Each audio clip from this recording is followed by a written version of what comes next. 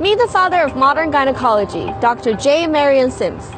He's been dubbed the savior of women and the architect of the vagina for developing revolutionary gynecological procedures and tools like the dreaded speculum. Statues of the 19th century surgeon currently stand in 3 American cities, including this one right here in New York City. But it turns out your routine pap smear has a dark history. Dr. Sims conducted much of his research on slaves, like Anarcha, a teenager who was one of many voiceless, faceless black women who suffered through his experiments without anesthesia or informed consent. For 4 years, Sims operated on young slaves repeatedly to find a cure for a condition caused by complicated childbirth that left many women incontinent or unable to control their urination. Anarcha endured 30 practice procedures before Sims finally got it right. According to historian and medical ethicist Harriet Washington, Sims knew the operation was extremely painful, but wrote that using anesthesia was not worth the trouble or risk. In fact, the pain was so excruciating that the woman had to be restrained by 2 male surgeons just to make it through. And that's why many people are now calling for his statues to come down.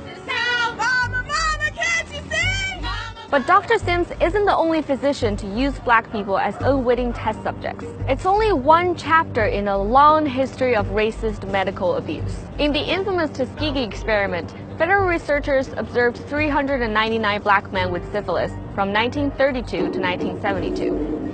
A cure was discovered 13 years in, but doctors withheld treatment for decades just so they could continue their work. And that's not even the most egregious example. For decades leading up to the 1970s, white doctors in training performed secret surgical sterilizations, including unnecessary uterus removals on black and Puerto Rican women. In the early 90s, the New York State Psychiatric Institute conducted a study into the genetic roots of violence. The researchers recruited mostly low-income black boys and injected them with a drug known to be poisonous. The boys' mothers were given a whopping $125 for having their sons participate. And to this day, we still don't know the long-term effects this experiment has had on those kids. These stories are horrifying, but racism in the medical field isn't a thing of the past. A 2016 study found that a quarter of medical residents who were surveyed thought black skin is actually thicker than white skin. And many of those same residents also thought black patients felt less pain than their white counterparts and recommended less accurate pain treatment. So it's not surprising that studies have found that black patients tend to trust doctors less. And all of this has real consequences on people's health. In East Harlem, where Dr. Sims' statue stands, 80% of the residents are black or Hispanic. And the average life expectancy here is almost 10 years lower than that of majority white neighborhoods in Manhattan.